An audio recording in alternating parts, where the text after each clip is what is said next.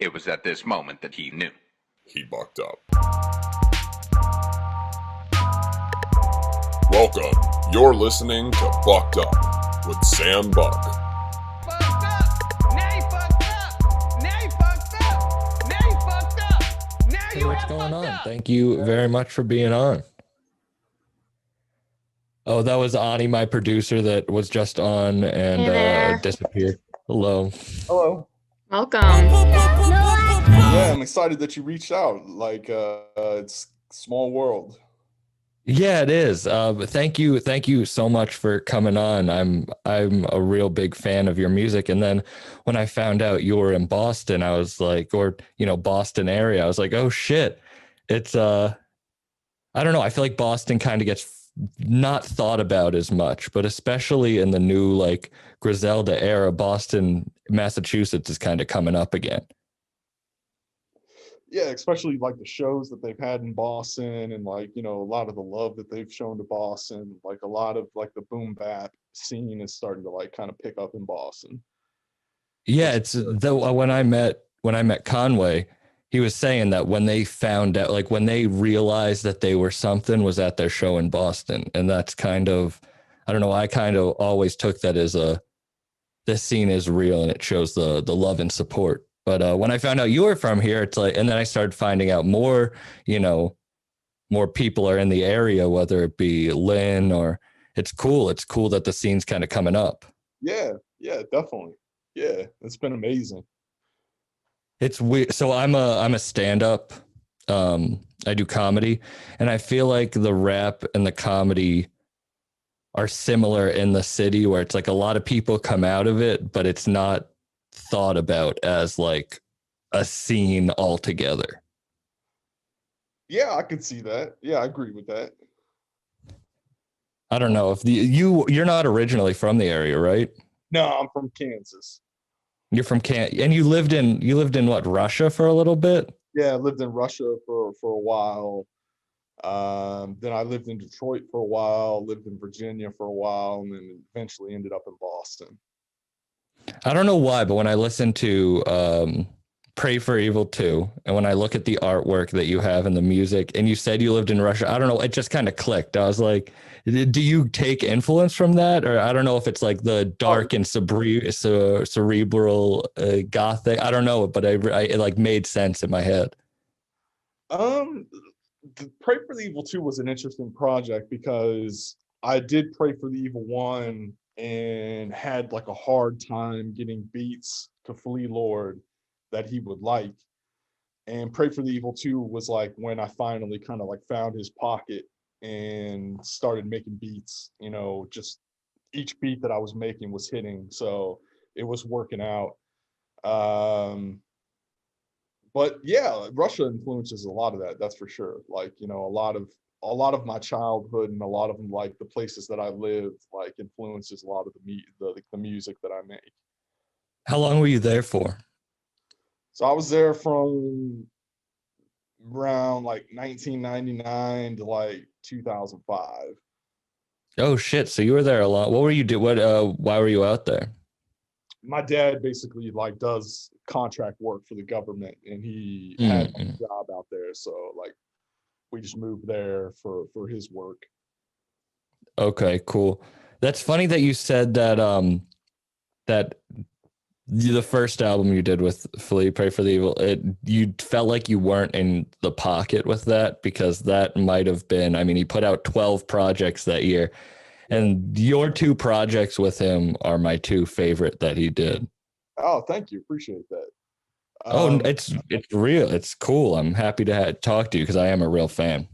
Yeah. I mean, I appreciate that. Both those projects were labors of love. Like, I had a lot of fun doing both of them, but like I didn't really know Flea as an artist very well when we did Pray for the Evil. Like, so I didn't really know exactly like where to set like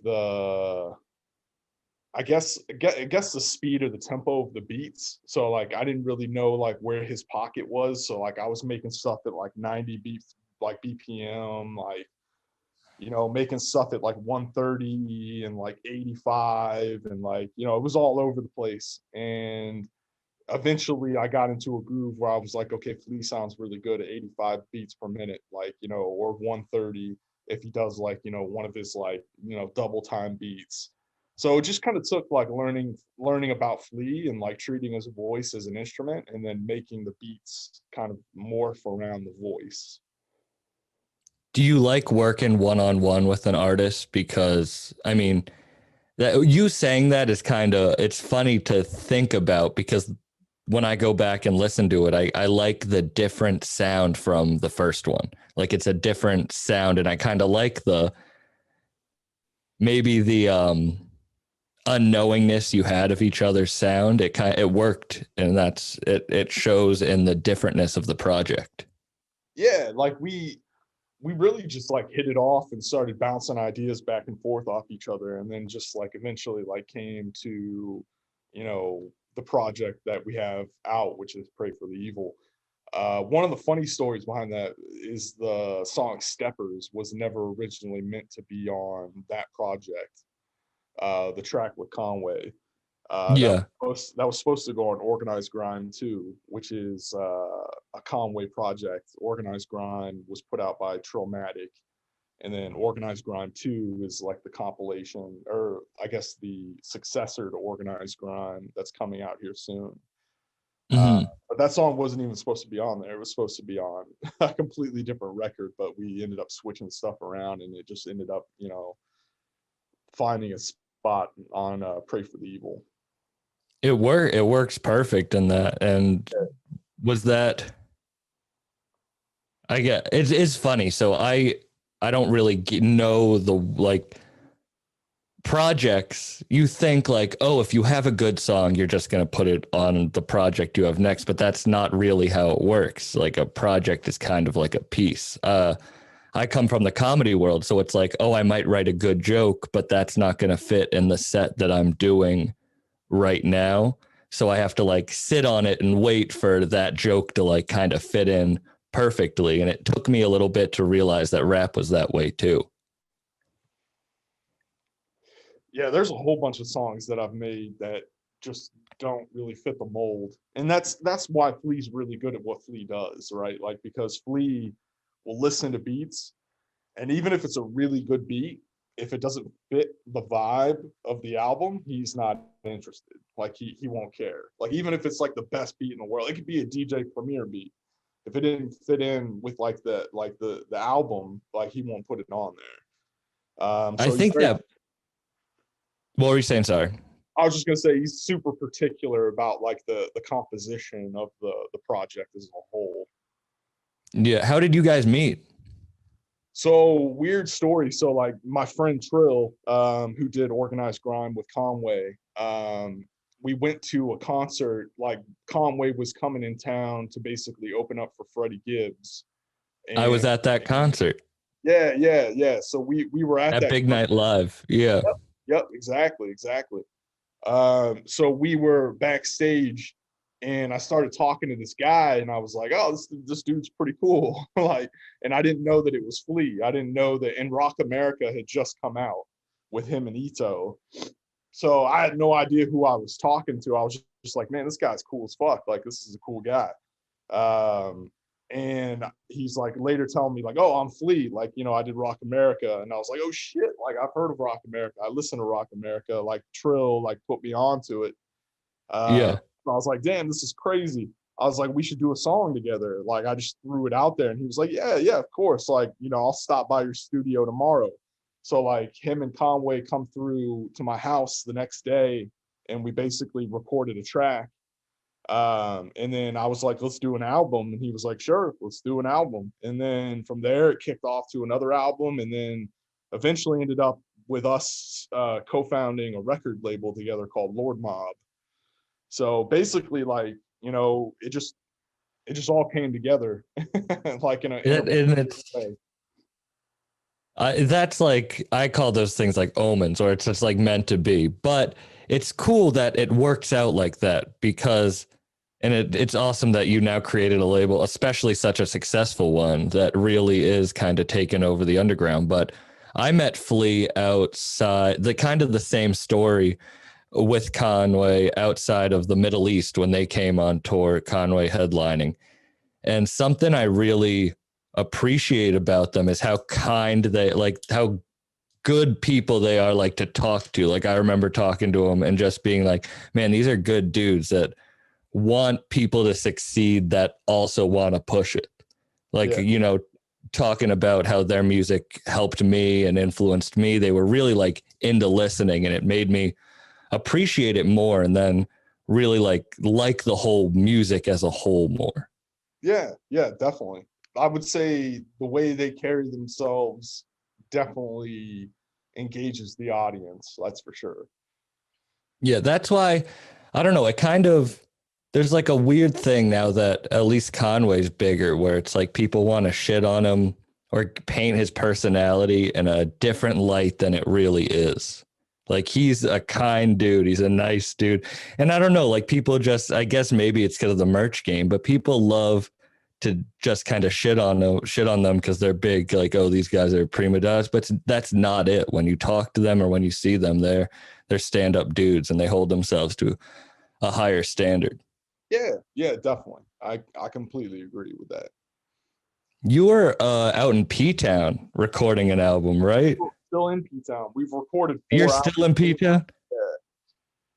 That's so I grew up on Cape Cod, and when I saw you guys were in P-Town, I was like, that's the weirdest place. Like, why P-Town? There's a lot of reasons. This is one of the reasons. Oh, I'll see if you can see this real quick. Waking up and recording to this. I know exactly. Yeah, it's a beautiful view. I lived for a long time about 30 minutes from there, and I would love to drive up and just check out the water, check out the view up in P-Town, up in Wellfleet and Churro area. Yeah, so like the view was one reason, like, getting artists like into a different like mind state, getting them like on a different vibe was like kind of the inspiration. Like, and then on top of that, like there's issues. My house had to be renovated, so like, I have nowhere to live, so it's like, that's another reason. Yeah, and it's isolated. It's that's a good thing, I bet, about music is you guys can go to a place that's isolated and just create a project because of the vibe there, the energy. You don't have to focus on anything. I like the podcast in that way, but like I miss getting on stage. Like with comedy, that's all I like. I can't really work on my craft that much, not in front of an audience, and I miss that. How long have you guys been up there? God, since like January something. Oh shit! So you've been up there a while. Yeah, well, actually, no. Even before that. Sorry, way before that. What am I talking about? Probably like 3 months. And are you creating a Lord Mob tape? Is that, or are you doing? We've been working on the Lord Mob compilation tape, which is supposed to drop probably early or mid-February. That's. Did you go up there just being like, we're going to isolate and create this, or is it kind of like, did it morph into this?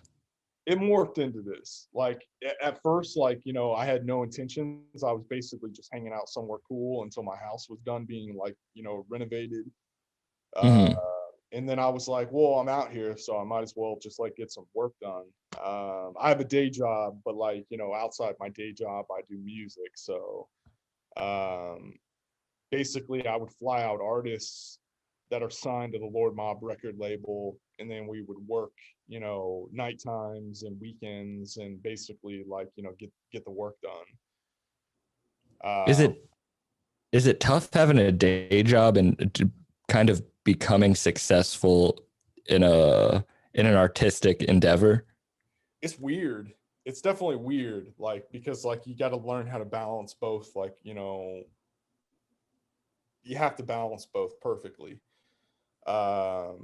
because there's, you know, obligations I have like during the workday, and there's obligations I have like from a music perspective. Like I owe people beats, and I owe people like, you know, instrumentals, like, so it's a lot more stress, but like at least I'm doing what I love to do. So That's something that as I get older, I not worry about, but it's like, it's something I have to think about is I have to create a backing that supports my art, but also I don't want to take time and energy away from that. So it's a weird balance. But do you feel like because you're so busy, you can be more creative?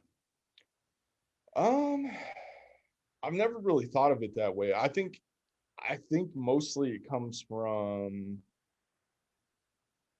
I don't know. That's it's kind of an intangible thing to explain. Yeah, I had this when I was working full time, like when I was working 60 hours and I was doing comedy and like before all the pandemic and stuff, I felt as if I had more energy that way. Like I felt as if like like me, humans are more of like a crank flashlight instead of a battery. Like it's not, the more we work, the more energy you have to create instead of like starting at 100 and then you drain yourself by the end of the day. So that's why I'm asking.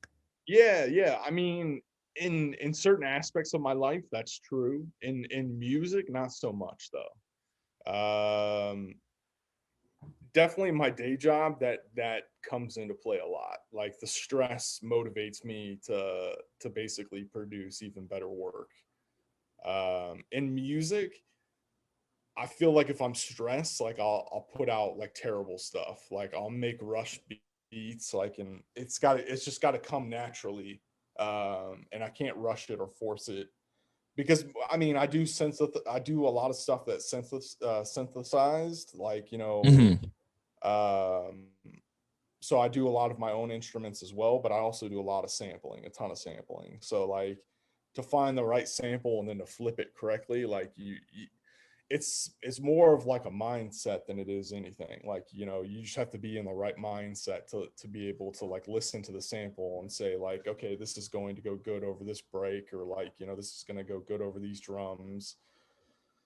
Are you So hard on yourself, like hard on your work looking back at it? Like the way oh you yeah, said, I hate everything I make. Yeah, I hate like every single song that I do. can you not go back and listen to it? I listen to it a lot, like during the creation process, and like I do go back and listen to some of it, like, you know, once in a while. But like for the most part, like once it's done, it's done. Yeah, Then you don't want to. then it's off to like the next thing. Do you think that help? I have this weird, like the hatred of what I'm putting out, I feel like drives me to keep putting out more. That's kind of how I feel. And some people might not work that way, but it sounds like you kind of do that. You're just like, I want to move on to the next thing. And you do grow. I mean, your music gets, I don't want to say it gets better, but it gets different. And I can see your growth by listening to the tracks that you put out. Yeah, because I'm not like really a grimy producer. Like I don't really make grimy beats. I make like, I would say more conscious style beats. Like I would agree with that as a listener too. yeah, which makes it really interesting when you take rappers like Flea Lord and like G4 and combine them with my style. It's kind of like grimy meets conscious. Like it's like it's a weird mixture. Also very soulful, like at least Yeah. Pray for the Evil too, like a lot of soul samples, a lot of I think that's why I like it so much, is because it is a different sound. It's you guys match well in a way that other producers don't. Is that weird for you that you sit up with, like Flea put out his last album with Havoc, and that was an amazing album, but like you sit at least in 2020 with like an equal level project, if not despite, but like better. Like I would listen to your stuff more. Is that a weird thing to think about? Super weird. Yeah, especially since Havoc was like a childhood like hero of mine. Like, you know, like listening to Mobb Deep growing up, like, you know, was was a huge inspiration for me. A lot of my like inspiration came from Mobb Deep. So and I think it's just a blessing. Like, it's just something really cool that happened. I'm just lucky to be in that lineup because there was some really good producers like Pete Rock and Buck Wild and like, legends, like, people that have like solidified their place in hip hop history, no questions asked. Being, in the same lane as them for even just a short period of time was like, really amazing. See, you're so humble by saying that, but it's true. Like your project holds its own. Is that like you make electronic synthesized music? Like I was listening to your album, which I really like, the We All Fucks, which is great. You can get that on all streaming, but do you see yourself now working more in rap? Yeah, definitely. Yeah. Like, especially now with like the responsibility of being a co-owner of a record label, like me and Flea both own Lord Mob, and there's responsibilities that I have specifically to like make sure that like the beat production and the production of the sound quality is like top notch. That's kind of like one of the things like I've been entrusted to do. So the style of beats, like, and the style of like recording and the style of everything is just gonna morph into something more and more valuable over time. Forgot where I was going with this, but no. But did you see music as being the thing that you would do? Like owning a label with one of the top, nah, not like in like a million years. Like it was like, so I guess to understand like the full story, like you got to understand like what I do for like a like day job. Like, so most of my day job work is like building cybersecurity tooling. So all on like the defensive side of like security. And that's where I've like, made my career, and that's where I've like, put in a ton of work and a ton of effort to like, get to where I'm at like in this particular field. So getting to that place and then all of a sudden being like, you know what, I'm just going to switch and become a hip hop producer, like was really strange to a lot of people. A lot of people were just like, what the fuck? Like, but I've been doing it since I was 16. So it's like, I've been doing it for a long time. I've been making hip hop beats, like in different types of music for ages. It was really weird for me to take the leap, and it was exciting. It was fun. Like, and I haven't like took the leap fully. Like I haven't said like, okay, I'm going to dedicate my entire day to music only. Are you going to? Is that something that? Probably not. No, because I'd go crazy. Like I have to have a day job to work. Like, I have to have something to keep me busy during the day, and then also something to keep me busy like at nighttime. So That goes to my point where like humans, we're like a crank fan. We need the energy to keep us going. If we're like the not doing anything makes me more lazy. I feel like I'm not getting as much done because I'm not as busy as I was, which is a weird thought. You don't think about it. Like you think like, oh, I'm so busy, I'm not going to get shit done, but that's not how it works. Yeah, definitely. Do you tell like at people, are you open about being this guy at work? So the name Mephux actually is like my hacker like alias name. So like I've had the name Mephux for years and years. And my cyber security career is like tightly knitted with that name. Like I wrote open source software. I wrote a lot of open source software, and all my open source software was released under that name as well. So I don't know. It's weird. It's weird how like everything kind of morphed into this, but I don't see myself ever doing music full time. I don't know. Is that like, oh, that goes back to my question where you have albums that rival some of the top producers. Like you have production that rivals some of the top producers. You have some of the top rappers in the game on your projects, whether that be, you know, Flea, Rock, Evidence, you got Conway, like you got everyone on your projects, but it's still, you're like, it's not, this isn't, you don't want to jump full force into it. That's so it's. Yeah, like I don't think I'm good enough yet. Like I think with like a couple more years, like I'll be able to probably do the switch. You don't think you're good enough. Are you, so you are hard on yourself. Is that what took you a while to release music in the first place? Because you said you've been doing music 16 and your first album, at least on streaming, was We All Fucks in 2018. Yeah. It's just I never felt like there was anything worth putting out, and like the We All Fucks thing was mostly just a joke. Like I just put that out there because like it was just a bunch of crazy music I'd made, and I just thought it would be funny to like have that be my first album ever. It was just like all this crazy weird shit that I made. Then the Pray for the Evils came, and then I was like, oh shit, I need to start taking this seriously. And like Trill, my good friend Trill, you know, always told me like, yo, you are really good at this, like you should pursue it. Like but like what made you ask Flea to do a song then? Because you didn't know who he was beforehand, because you were just like, this is a cool guy. But it's like that changed your life, that question. And it sounds like something you probably wouldn't do normally. Normally, no. Like I had confidence like built up because I had already made songs for Conway, like thanks to Trill. Like, you know, I put together like a few tracks with Conway, and I kind of built up my confidence a little, and I was like, fuck it, like, you know, let's at least see where it can go. Like let's collaborate and see if we can make something interesting. Mm-hmm.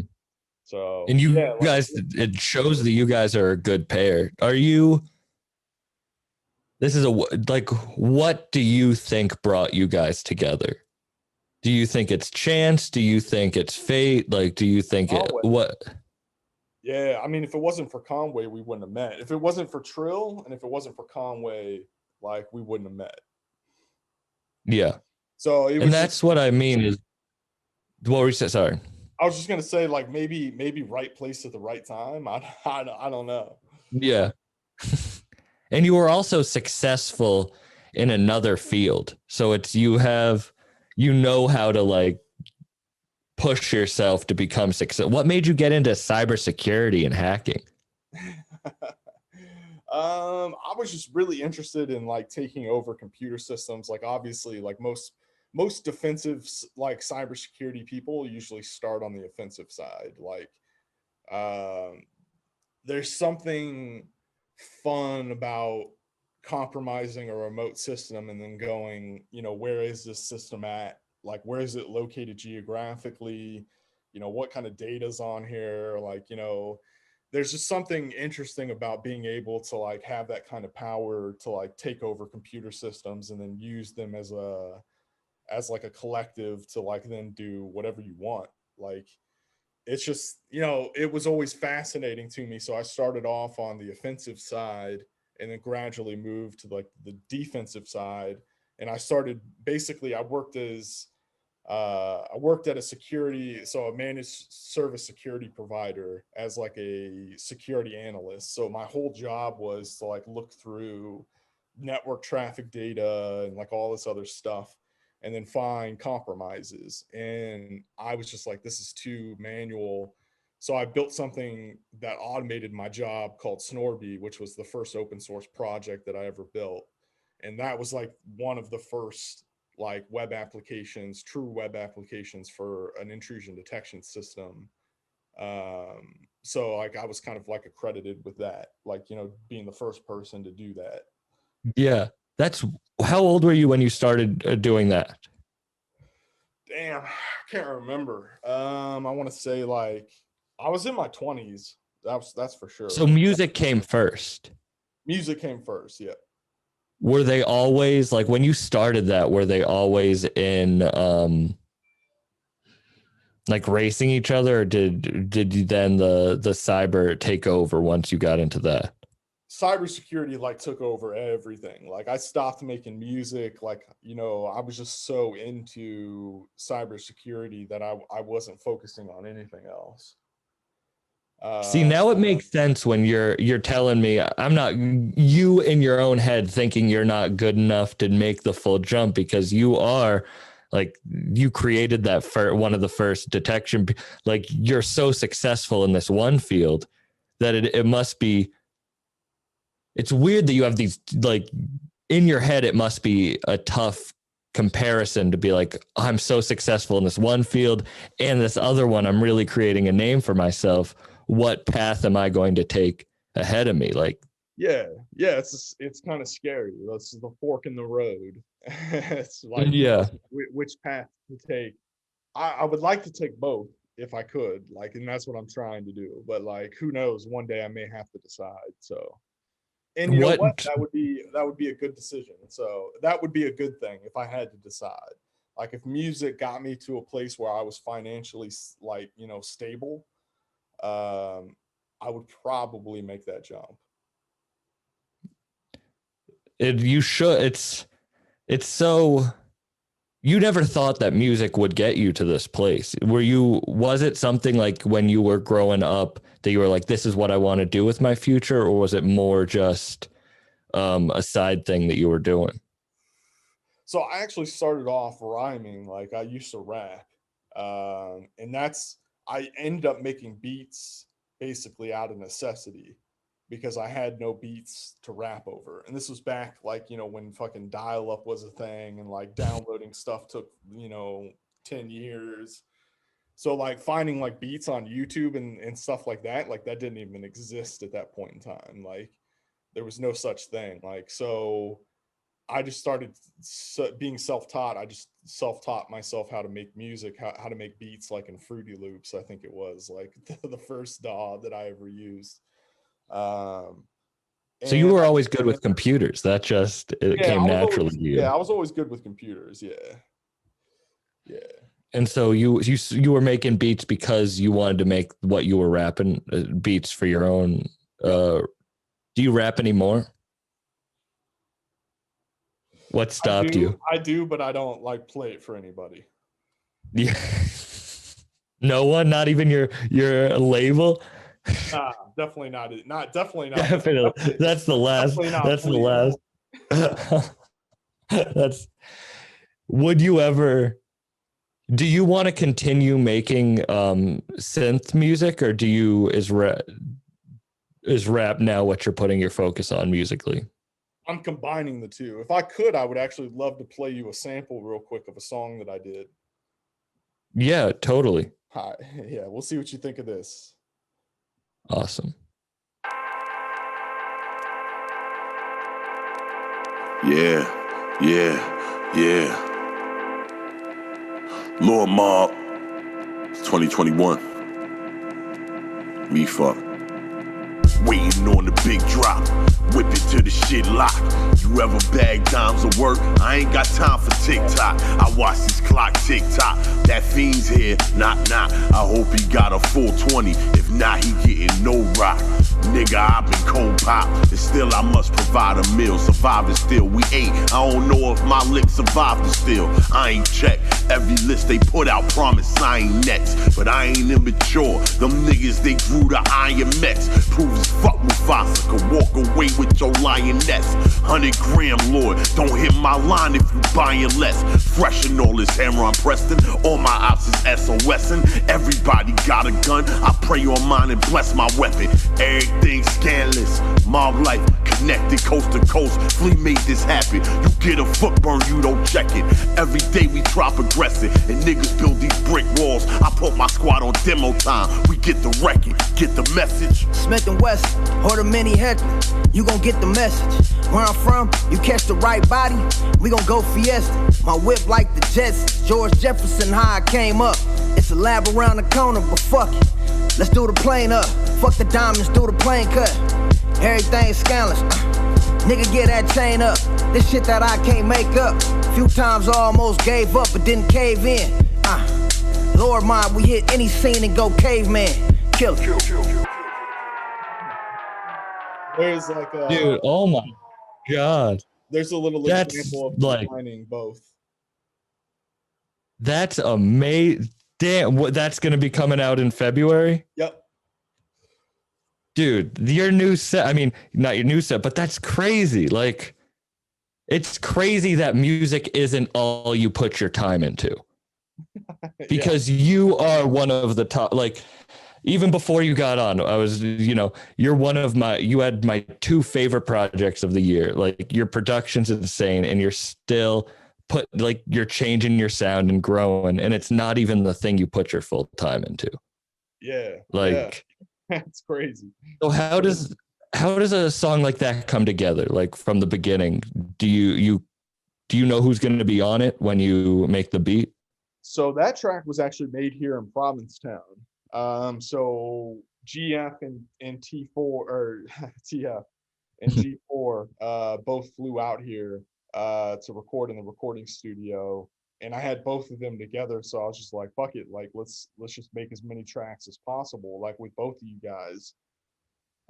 So I just sat down and started like making a beat, and like came up with, like, I was sampling something, and then I was like, screw it, I don't want to sample it. Like, what I'm going to do is I'm just going to cut it up into small parts, and then just like, 80s style, like repetitive, like synth music.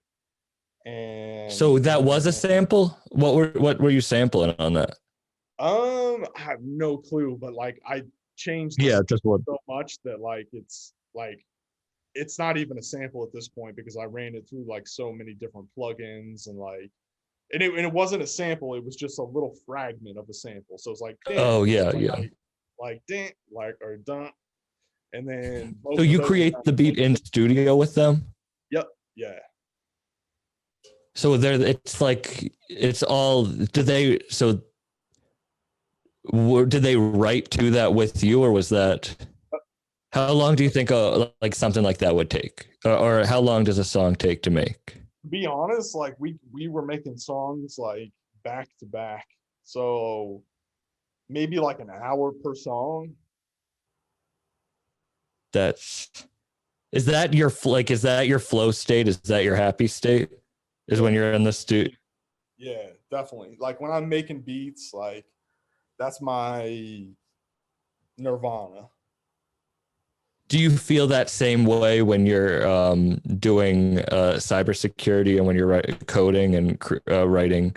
Yeah, definitely. Like it's more comes from like a sense of needing to build something, to create something. Like I think that's mostly where it comes from. And like, I'm pretty open about this. Like I'm someone who suffers from OCD. So like, not like oh, I'm gonna go organize my desk, or like I love when things are organized OCD. Like I have real OCD, which means like I have compulsive thoughts like almost all the time. And building things helps me basically control that, like, control that constant like voice in your head that's like, oh, you need to be creating something, you need to be building something. And if I do it, like, then it, like, I feel completed and I feel whole. So it's just became part of my daily routine to want to make something every day. And using that to kind of help you, help push you, not, that could be a hindrance, but it's true. I deal with this exact same thing, OCD, and it's the thoughts where it's like, you have to just keep moving. You have to keep pushing. And if you stop, you're like, other people stop. Why can't I stop? Like, why can't I relax that's not what it is. You have to push it. You can't, that's other people then they have their own shit to deal with. Exactly. There's like one speed for me, and it's like, go. Like, and if I'm not making something, then I'm going to be regretting it later. So. Do you ever get burned out? Not really. No. With cybersecurity stuff, sometimes, like, because it's so mentally challenging, like, so is music. Like, I'm not going to say that one is harder than the other. Both of them are incredibly complex in their own rights. Programming, though, takes a little bit more out of you. like because Mhm. you have to keep so many things like in your head at one time when you're programming, because you have to basically maintain some kind of like state in your head of order of operation. Like you have to basically say like, okay, if X equals Y, then do some operation, right? Like you need to remember what Mhm. X equals, you need to remember what Y equals, like you have to have, this constant, uh state set in your head. And with music it's not really like that. It's more relaxing, it's more free form, where it just comes naturally. And it's like it's kind of like the two are complete opposites in my opinion. Like those two worlds are like different sides of the brain, like competing. Yeah. And the music is a lot more, or I don't know, but it's fulfilling in a different way. They're both fulfilling they help. The fulfillment goes to two different sides of the brain too. It's not like, Yeah. and that probably makes it work because it's two different functions of the brain. It's not like you're using up too much of one for the other. You can kind of put them in the different compartments. Yep. Yeah, exactly. Is that so that because you just want to keep moving, is that why it's great being being stuck in a place so isolated and creating a project? Well, yeah, because there's nothing else to do. There is not, trust me, I grew up on Cape Cod. There's nothing to do there during the winter. You can't. Yeah, There's the nothing. good thing is that there's two dispensaries really close by. So Shout out Canaleaf. Yeah, I know exactly. I go back to the Cape most weekends to record podcasts. I still have a place to stay there, so I'm still there a lot. Nice.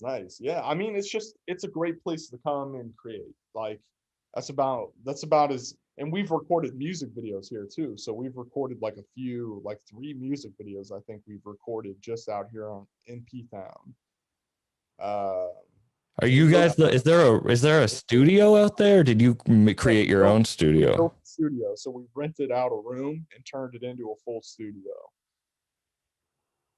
Is that because you don't really think about P-Town as having a rap scene. It's not like there's not a community there. So it's cool that you guys took that and were able to create one just, having the room. Why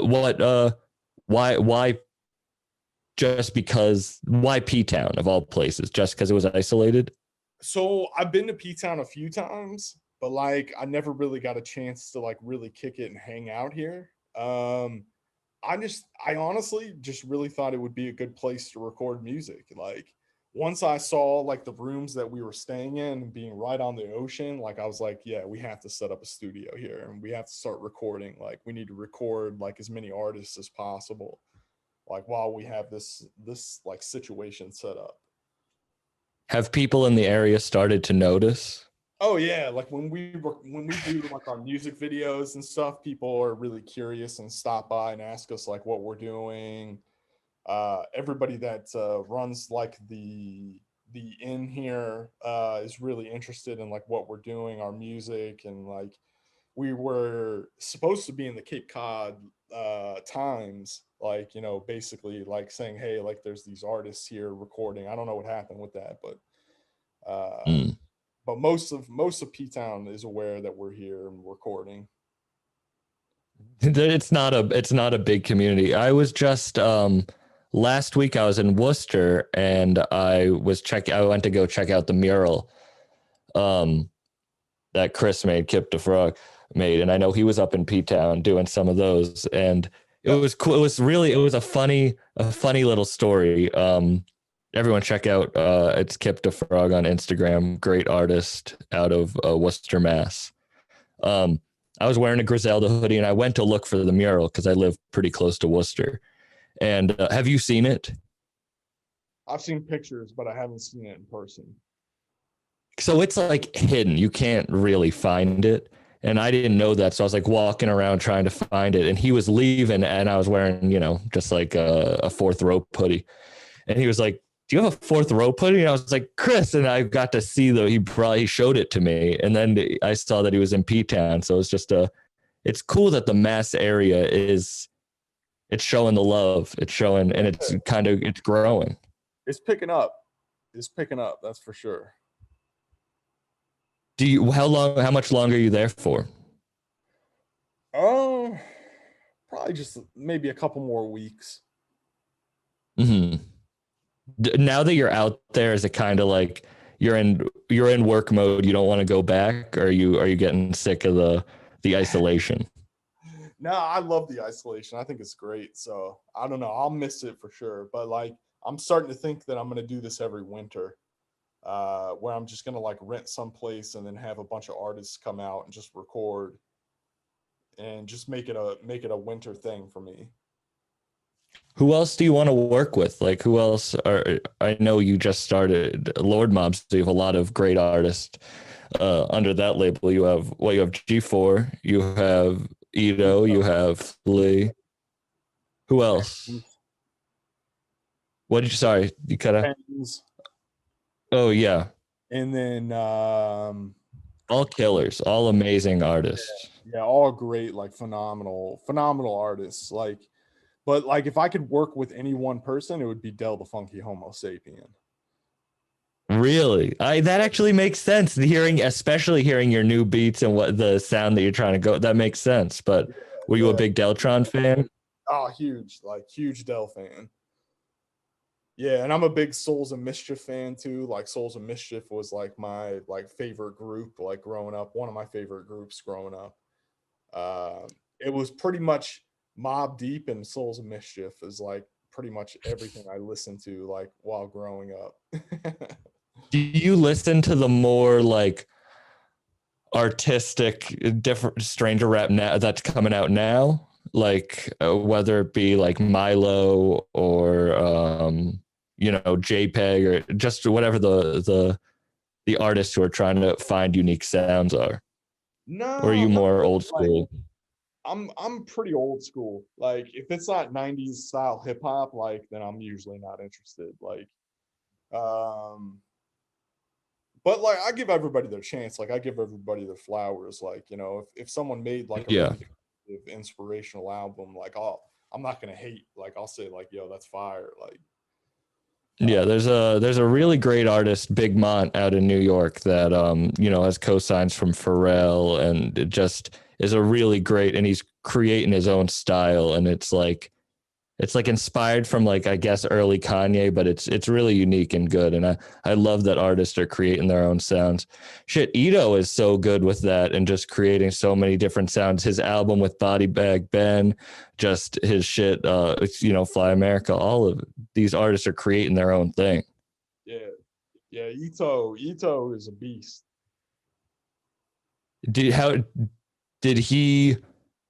So you started working with Flea, and you said you wanted to create. When did you say you wanted to create Lord Mob? When did that happen?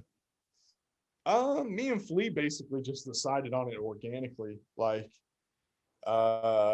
we knew we wanted to like grow the brand. I wanted to invest in it. Like, there were certain things that we wanted to do, and we just joined forces and we're like, fuck it, let's create Lord Mob, and then let's sign a few artists that like we know we really respect and really appreciate their music, and start doing compilations. How'd you pick your artists? So there's a lot of artists that are involved in Lord Mob. Like it's not just like those main artists. Like there's Zaza, there's Young Act, like there's a whole bunch of like other artists that are involved in Lord Mob. Excuse me. So the way we pick them is basically just off the strength of their music. Mm-hmm. That's pretty much it. Like we don't care about anything else other than the quality of the music they create.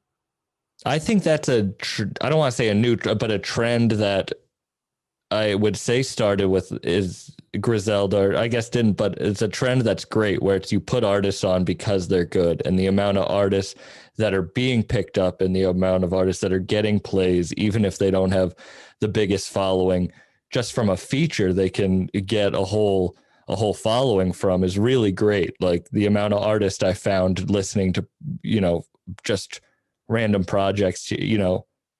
And then Ito, or G4, you find these artists and they have so many different projects that then you can go explore, and then you find more artists, and then you realize it's a whole network that you didn't even know was there until you really get into it.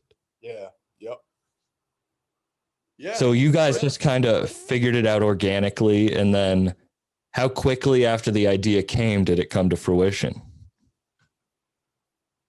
Really quickly. Like once we had it formed, like once we had like the idea in our head, like everything just executed and planned, like, you know, step by step, flawlessly. Like it's really been a pleasure so far. Like it's, you know, knock on wood, but like there's been no issues. Did he know about your other life when you guys were getting started? Yeah, definitely. Yep. Yeah. And it still worked. And how long when did how long ago was that you guys started? I can't even remember. If I told you, yeah, I'd be lying. I can't. Yeah, it's kind of going with, it seems like you're just going with the flow and it's paying off. Yeah, exactly. Like that's the best way to describe it. Is I'm just going with the flow, and like things seem to be working out, so I'm like not changing the recipe.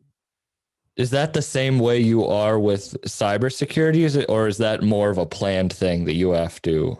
That's a very planned, strategical thing.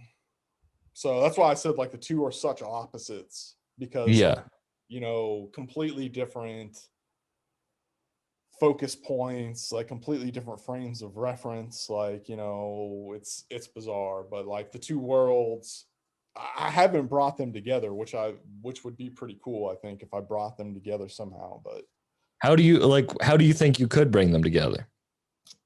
Probably just like with rap, like, you know, I could do like some nerdcore rap or something like that. I don't know. Probably not. I wouldn't do that, but don't shut your ideas down. If you want to make nerdcore rap, you should go for it. But yeah, I don't know. It would be cool, like if there was some way to combine them in the future. I'm sure there will be. Like there's like one of the things that I love to do is I love to come up with company ideas, like different startups and things like that. So it's like thinking about the music industry and thinking about all the pain points that I've had to go through standing up a record label, and then, you know, signing artists. Like I'm sure there's like thousands of startup ideas like in there, you know, just waiting to be founded. So do you like the business side of it now that you're in the business side of music, or is it a thing you didn't think you'd have to deal with, or are there things about it that you thought you wouldn't have to deal with? To be quite honest, I just leave all the business stuff up to Flea. Like I don't normally deal with any of the business stuff, just because like it's what I do on my cybersecurity side of the house. So it's like it's not something I want to do on this side of the house. Like I want to be a creative here. I want somebody else to run the ship. That's the two ideas together is kind of how I feel about this podcast. Like I grew up listening to rap. I saw Wu-Tang. My dad took me to see Wu-Tang Clan when I was 12 years old. I knew every word to The Predator when I was 8 years. Ice Cube's The Predator when I was 8 years old. Like rap is just, and comedy was my other thing. Like stand up is what I want to do with my life. And when I created this podcast with the help of my producers, Ani and Irish, it was that thing where the two worlds finally met. And I was like, oh, this, like, I feel I can combine the two worlds, and I can have comedy and rap, the two things I love, work out in harmony. And that's kind of how it seems. Well, you haven't combined the two yet, but creating this label, you wouldn't have been able to do that without the knowledge you have created in your, in your other life. Correct. Yep. 100%. Yeah. And you said you leave all the business stuff up to him. So you're like you just have the ear for music. I mostly just focus on getting beats to people that need beats, and that's about it. Yeah. Well, you said Dell was an artist you wanted to work on. Is there any like artists on the up and come up that you're trying to work? Like, I would love to hear you and Stove God. I got Stove God right here. Like that was a collab I'd love to hear. That would be cool. I'd be totally down with that. He's probably one of my watches this, then we should link up. Yeah. Is there anyone else that is on your radar? I would like to do more work with Ito. Like, I would love to produce more beats for Ito. Just because Ito has such a interesting flow. Like, you know, he's I don't know, just something about his cadence, like, is, you know, just awesome to me. So I'd like to produce more for Ito. Let's see, what other artists do I like? I do make trap beats from time to time. So it's like, you know, I do dabble in, like, you know, trying to like make trappish style beats. So it's like, I don't think I would ever get into that lane, but like, I like making beats of all types. People shit on YN Billy so much, and I love him. Like, I love trap music too. I just went to see Lil Papa and Young KA in Manchester, New Hampshire last night. Like, I love that style too. And I don't get why the two can't be in harmony. You know, like, I don't get why people who love the grimier shit can't also respect the trappier stuff too. It's mostly just probably because it's old heads, like old hip hop heads, like, that don't want to change. Yeah. Like, that's fine. I respect that. Like, you know, if they have like an opinion and that's the style of hip hop that, you know, they're accustomed to and that they feel is the true form of hip hop, like, I respect that. But, you know, I also respect the new stuff too. So